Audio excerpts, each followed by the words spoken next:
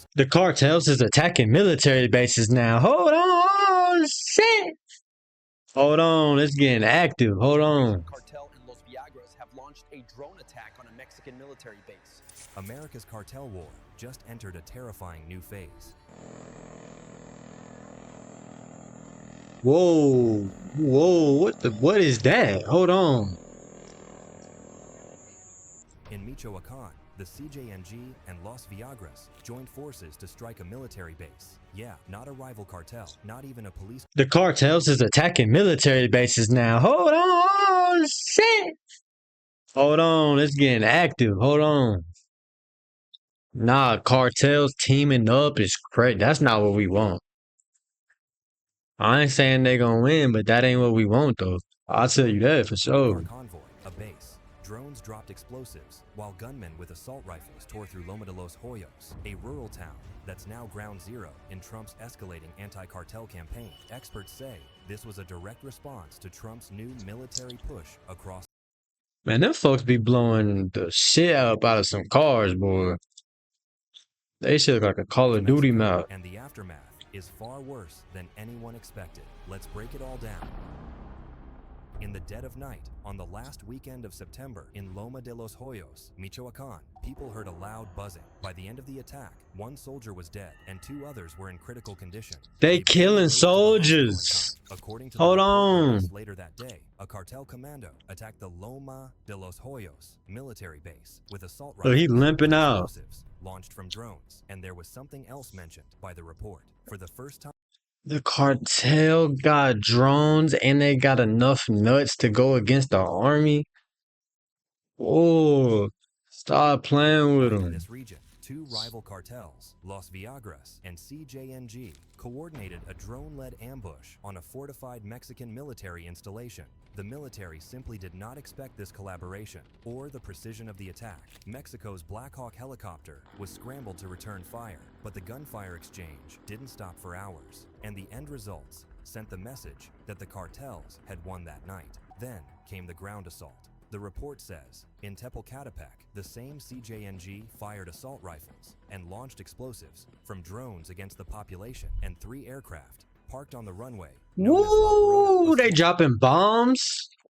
Cartel dropping bombs is different. That's different now. A small convoy of reinforcements tried to push through the road leading to La Parota airstrip, but CJNG operatives had already hit it earlier that day. By midnight, entire villages across Coahuayana and Tepalcatepec were under attack. Houses and buses were burned, and civilians were caught in the crossfire. Soldiers finally regained control after killing 2 cartel gunmen and arresting 2 more. But that didn't calm anyone. Videos of the ambush hit Telegram within hours, and it was obvious what this meant. Trump's latest crackdown had triggered open war. So this is a targeted, coordinated attack against a Mexican military installation in They won't try that in the U.S. I promise you that. direct response They know better. to the crackdown that is going on against the cartels. Officials called it an isolated, coordinated incident. Locals knew better. This was a warning. Let them accidentally kill an American. Oh my God, it would be up. We would sweep the whole country. Like the whole, man, what?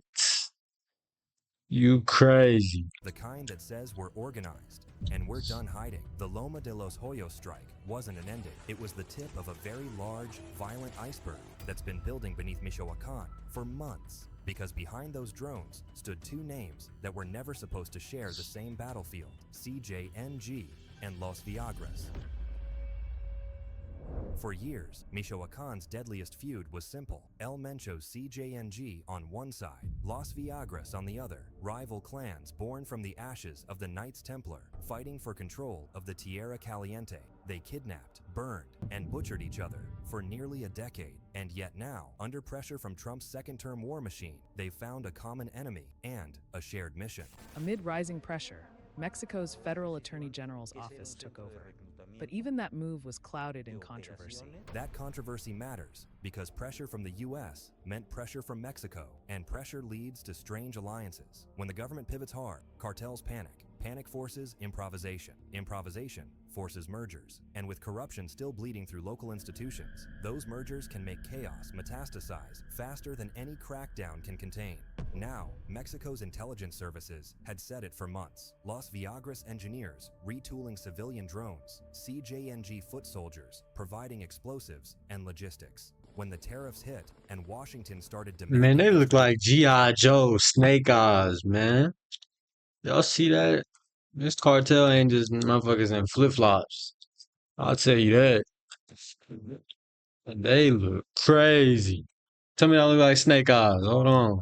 foot soldiers providing explosives and logistics. When the tariffs hit and Washington started demanding extraditions, both cartels saw the writing on the wall.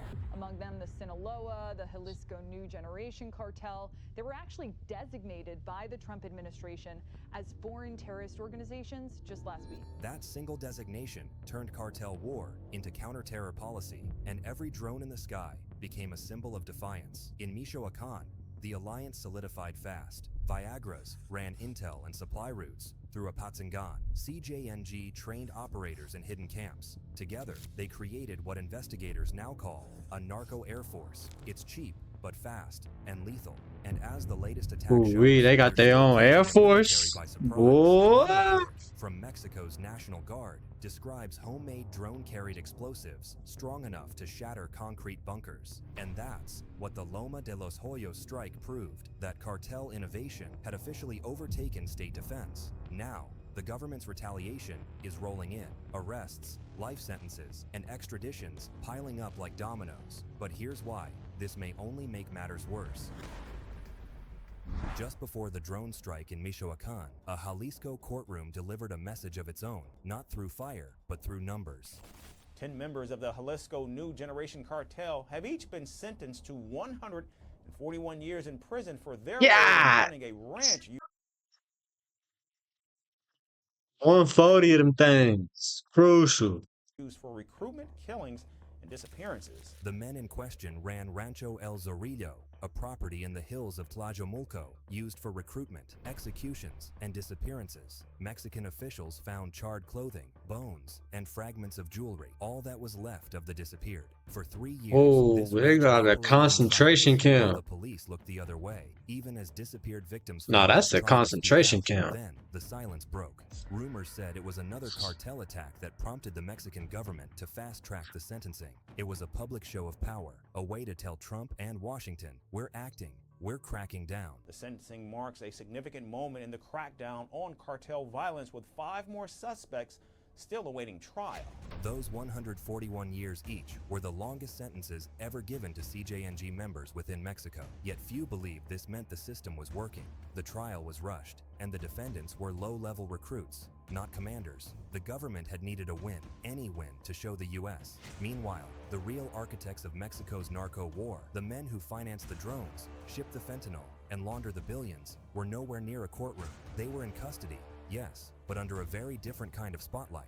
Because while these 10-foot soldiers were being buried under life sentences, the real monsters were being flown north. This year, Mexico made its biggest move yet. The Department of Justice says 29 suspected members of a violent drug cartel are now in U.S. custody after being handed over by authorities in Mexico. That's 29 cartel leaders from Sinaloa, CJNG, Los Zetas, and La Familia Michoacana handed over to the United States to face life in federal prison, including one man who was on the U.S. most wanted list for almost half a century, Rafael Caro Quintero, the narco of narcos, accused of murdering DEA agent Kiki Camarena. Right, Caro Quintero's transfer is notable. We're talking about the co-founder and leader of the Guadalajara cartel, a man that has been on the DEA and FBI's most wanted list for over 4 decades. It was a high-stakes trade, capos for cash flow. Trump had threatened a 25% tariff on all Mexican goods unless President Sheinbaum proved she could stem the border chaos. That move, President Trump says, is to hold Mexico accountable for its role in failing to stem the flow of drugs and migrants over the border. So, call it a peace offering of sorts. So, in one weekend, Mexico's Air Force transported the country's most dangerous traffickers to Felipe Angeles International Airport. From there, U.S. Marshals boarded them onto 8 separate planes bound for Chicago, New York, Washington, and Texas. There are 28 others extradited, members Y'all ain't of never 56 getting out. Mexican organized crime groups. The list read like a narco hall of fame. Rafael Caro Quintero, Jose Angel Canobio, Los Chapitos top He said they in the Hall of Fame. Oh my Lord. You know what type of work you gotta be pushing? The Hall of Fame? financier, Antonio Shit. Seguera Cervantes, El Mencho's brother, and the infamous Zetas bosses, Zete 40 and Zete 42. Some of them had spent years fighting extradition. Now, they were being delivered overnight. Timing is really everything here. In Mexico City, officials called it cooperation. In Michoacan, it felt like provocation.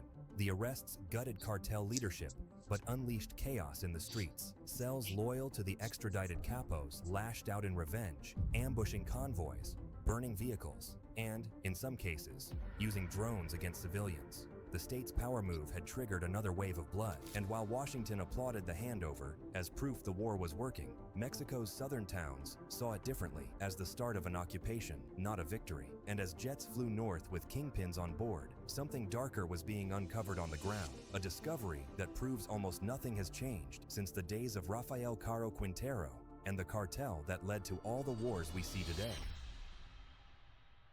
Remember that ranch that sent 10 CJNG men to prison for the rest of their lives? It's a model. Somewhere deep in Jalisco, investigators stumbled upon a place that could have come straight out of a nightmare. Authorities recently discovered what some are calling a ranch of horrors after finding thousands of bone fragments, items of clothing, and alleged underground Clothings. That's a concentration camp. Across the dirt, I ain't trying to hear it. human remains, bone fragments, children's shoes, even toys half buried beside rusted metal drums. They got a whole compound for killing the ops. Good Lord, they on dirt. Authorities said the ranch may have been used to burn hundreds of bodies in industrial ovens hidden underground. Now, horror ranches like these usually sit a few miles from CJNG's training corridor, the same network linked to drone factories and logistics hubs across Michoacan and Jalisco. According to government data, more than 124,000 people are missing in Mexico, largely as a result of drug cartel violence. 125,000. Oh my Lord. They done took out of town. Most of these Shit. are never solved. One officer on site told reporters they'd seen over 200 pairs of shoes. And the problem is, officers like these aren't even surprised anymore. Another month, another pit of human remains is found somewhere in Jalisco. But the problem is, ranches like these aren't even Mencho's model. They date back decades to the era of Rafael Caro Quintero, who ran his own torture ranch when DEA agent Kiki Camarena was murdered in 1985. That same cruelty, that same impunity, just evolved with better tools and higher stakes. Now, this ranch wasn't just a hideout. It was a training camp, a killing field, and a mass grave. Now, experts warn the violence is self-feeding. Trump's military pressure pushed Mexico to act. Mexico's crackdowns pushed cartels to retaliate. And as each side doubles down, civilians get buried in the middle, quite literally. Even Chris Dalby, a cartel crime researcher, said, "Look, this is not an unprecedented event in Mexico. Sadly, these death camps do pop up occasionally, with hundreds of bodies believed to have been buried there." He called it systemic failure, masked as progress. And he's right. Every time the state raids one of these killing grounds, another one quietly takes its place. Because as long as corruption keeps the wheels turning, justice only digs up more ghosts. And corruption is a huge problem. That 200-shoe ranch of horror was first raided in October 2024. Yeah, a full year ago. And yet, the state said nothing for almost a year. It was raided in last October by Mexican authorities who didn't see anything to suggest the scale of murder that was going on there. So you're either talking about staggering incompetence or high-level government corruption. Now experts admit Mexico is only making matters worse, and Trump's cartel crackdown is only adding fuel to the fire. This isn't a Mexican. Man, if y'all didn't know that they got large-scale government corruption, you delusional. Straight up. Standoff. This is an order. The CIA is already flying surveillance drones over Mexican territory, gathering intel on the battle space. Here's how they think it's gonna go down. Step back now and the pattern is impossible to miss. The 141-year sentences, the Loma de los Hoyos drone ambush, the 29 extraditions, the ranch discoveries are all part of the same vicious loop. For the first time, cartel kingpin El Mencho tonight is a $15 million man. That is the U.S. government reward just increased. 15 mil? You ain't gonna live to spend it. I'll tell you that. Drop from this drone and actually make contact down there. Every victory. They got Call of Duty kill streaks, boy. For the next wave of blood from the other. We're at war. Cartels are now officially in the Pentagon's crosshairs. Trump's tariff threats forced Mexico to deliver. Ooh, y'all heard that? They in the crosshairs, man. Who y'all got? Who y'all got?